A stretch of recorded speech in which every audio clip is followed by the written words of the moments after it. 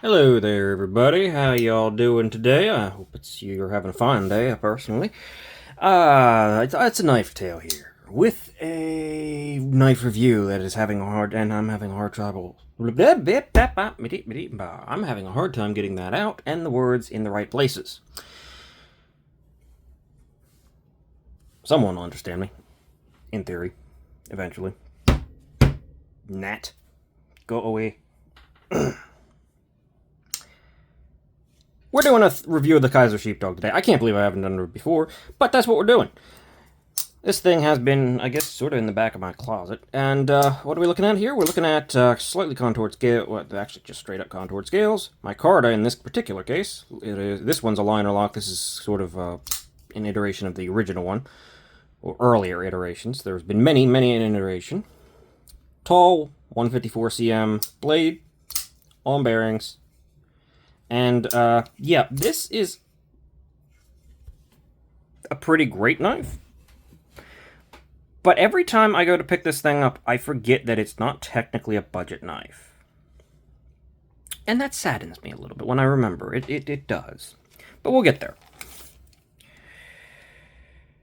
Blade, you have over 3 1/4, under 3 3/8, 3 inches point.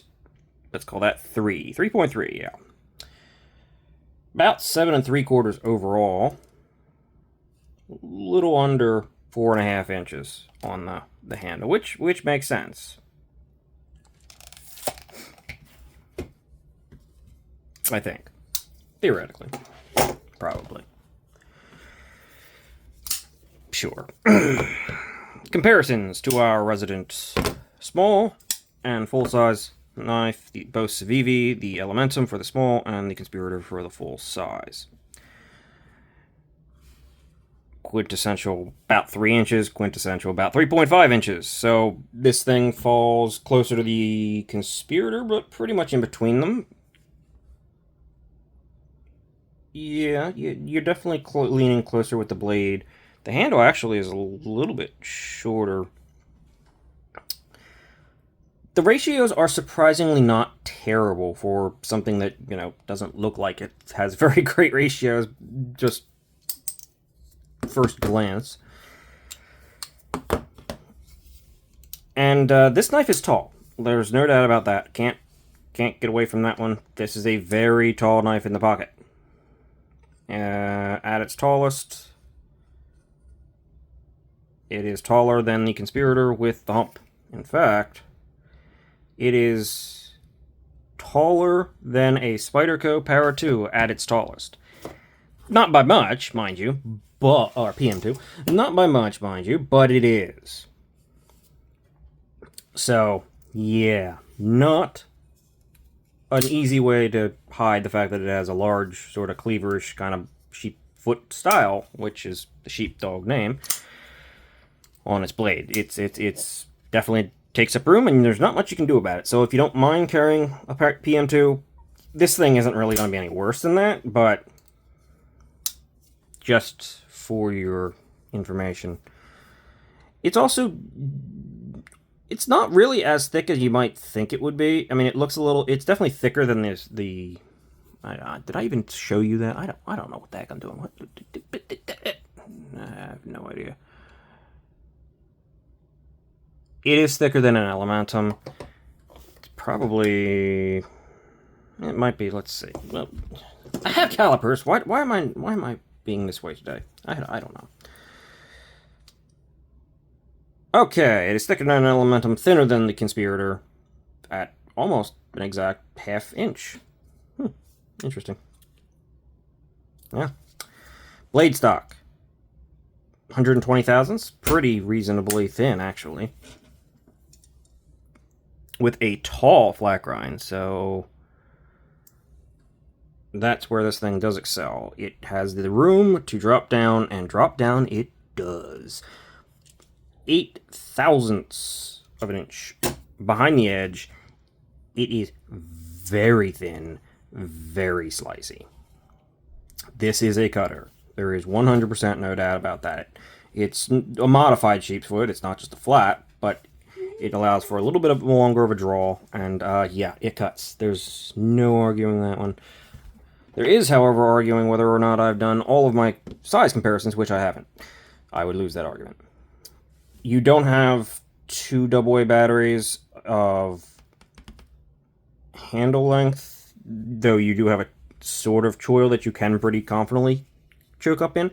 I can still get all 4 fingers on mine, but I suppose if you have really big paws, maybe not. However, yes, you can choke up here. It's not the most comfortable thing in the world. I kind of wish they left a little nub there as a guard. Just a little nub. I'm a fan of the nub. They gave you a nub. They did on the Tang, but an additional nub, right? Like right here, just to define that a little bit. Would have been nice, because you could certainly. I don't feel like I'm going to go up into it, but I suppose someone with big fingers could, inadvertently, because it's all very similar in height. So it has it. It has the grip space. Just be careful. It's a knife. It's probably a good idea to address it with a little bit of care in general, but who am I to say? 4.4 ounces, 4 ounces. 3.3 blade, 4.44 ounces. Yeah, it likes alliteration. It's not heavy. It's not super light. It is got steel liners in there. They're nested. They have a little bit of, you can kind of see it. There you go. They have a little bit of skeletonization, but I mean, it's not an ultra lightweight knife. Certainly not bad. Pivot is T8. Screws are T8. Pocket clip is T6, which is the only thing, but you really don't ever have to mess with this pocket clip. They're flat, they're inset, it's not reversible. And honestly, the pocket clip is, while it's not the tallest thing ever, it's got so much flex in it that most things can go in without a problem, and it's pretty darn comfortable. It's honestly one of the best budget sort of pocket clips you can do. Like, it's not just your standard. It's definitely got a little bit more care put into it, and it really does work. It's great in the hand. We are now moving on to the dog's moment to voice his opinions. I mean, it is a sheepdog. I suppose he has to get his opportunity. I think he's done.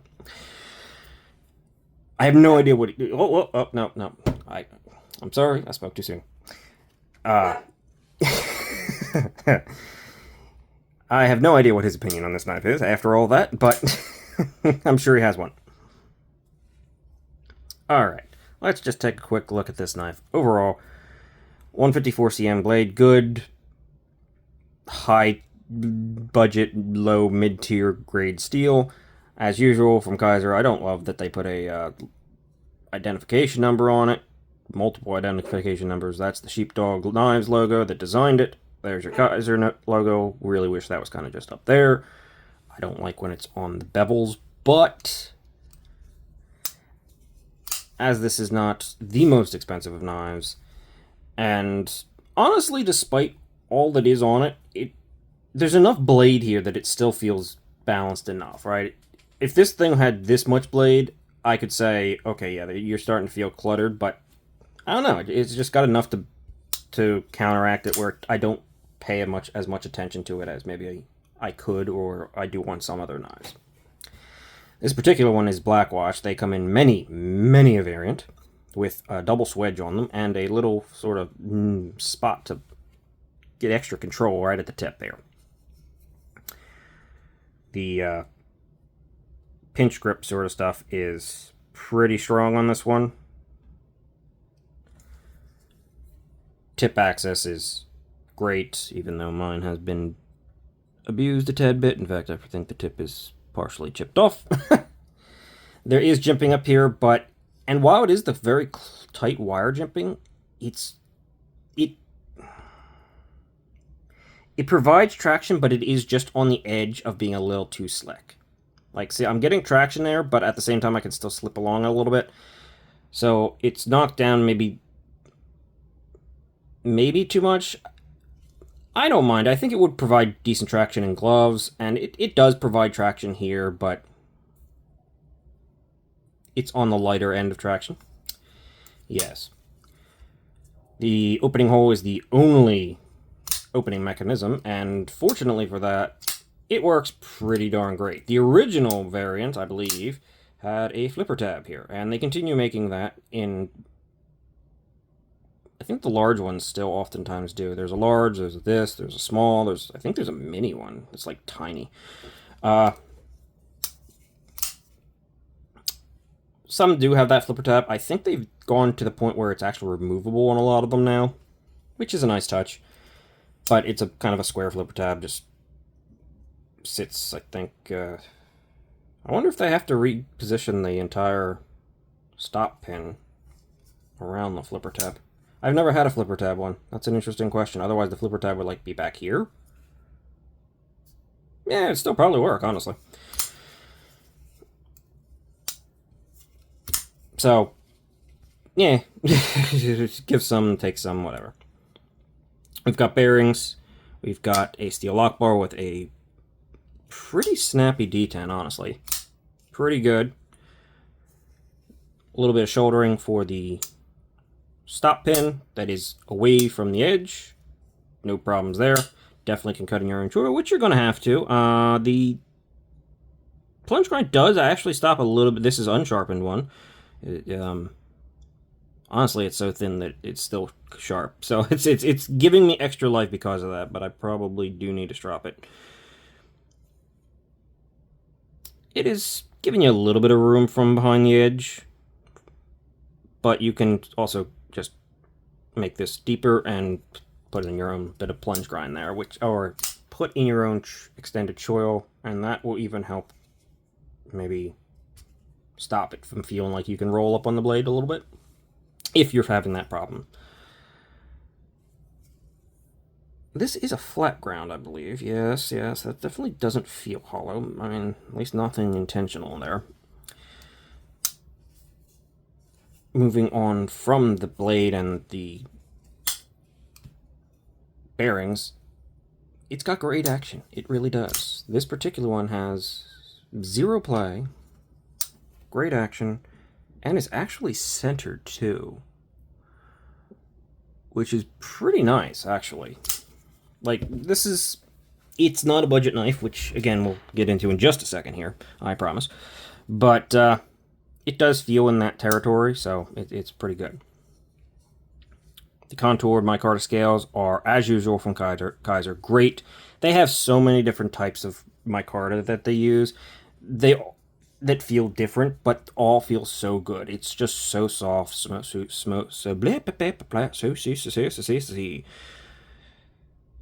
smokestacks. Yes, so smooth is what I'm looking for. But Kizer has just tons of different kinds of micarta, and they all feel good.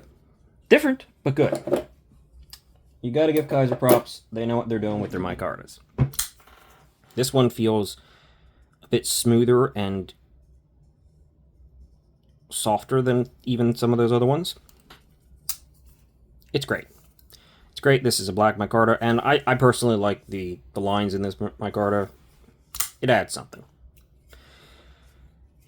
Lock bar cutout access is, I mean, do I even have to say it? It's giant. You can get it from the side. It's not a problem. There is that nubbin on the back of the tang, which keeps you from getting... Even if you didn't, you probably wouldn't get blade on the finger, but there's even more protection against it, and you're over the detent ball real early, so you're not getting hung up or anything. Great to see. It's not chamfered or anything. I mean, it's rounded and softened, but it's not like there's not a big hard chamfer in the side of it, but it doesn't need it. It sticks out enough. The handle is interestingly shaped, surprisingly comfortable. I do think that overall it gets a little thin back here, but because you have this, well, widened swell in the middle of it, it remains locked in the hand, and I mean, it's super comfortable, but I would say the wide and swell could be moved back a tiny bit for my personal preferences in hand, but it's pretty great. So I'm nitpicking just to say there are things that maybe for me could be improved and maybe should be considered. Like if you're doing a real full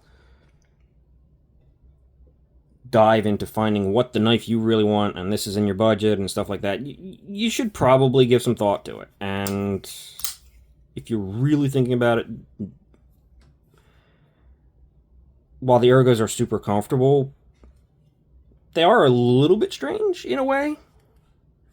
So maybe it's for you, maybe not. Just something to take into consideration of. I don't think anybody's really gonna have a problem with it, but again, just on the extreme off chance that this doesn't quite work for you, because it is. It's tall. It's very different than a lot of knives. it's not the super neutral just knife, and that's important to mention, even if it's not a problem or anything like that. It's just I think it's something that needs to be talked about occasionally.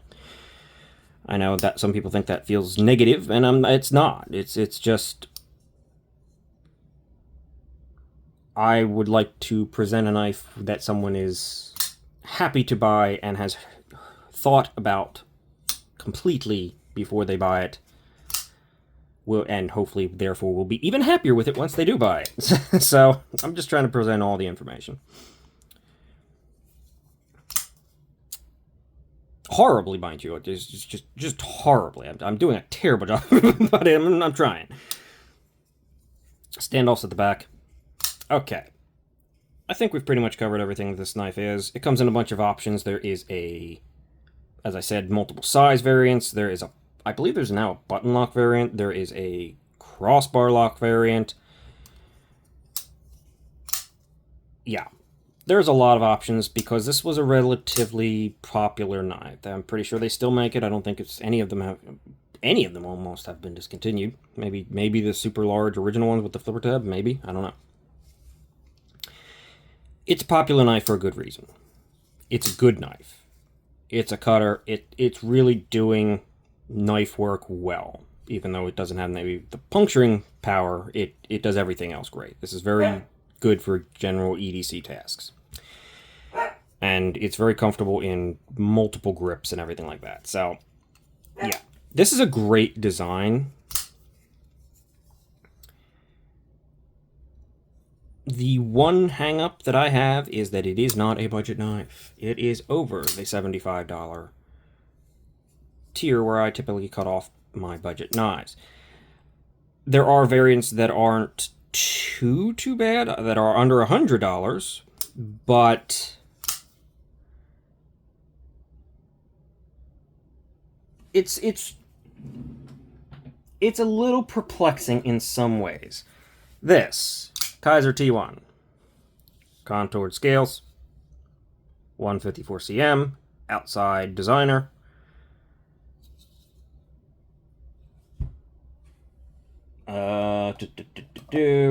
Here we go. Big lighter. This is an in-house design, I believe. Oh no, that's an AZO design. So outside designer, big lighter 2, 154 cm, contoured scales, hollow grind. These knives are cheaper. Considerably cheaper.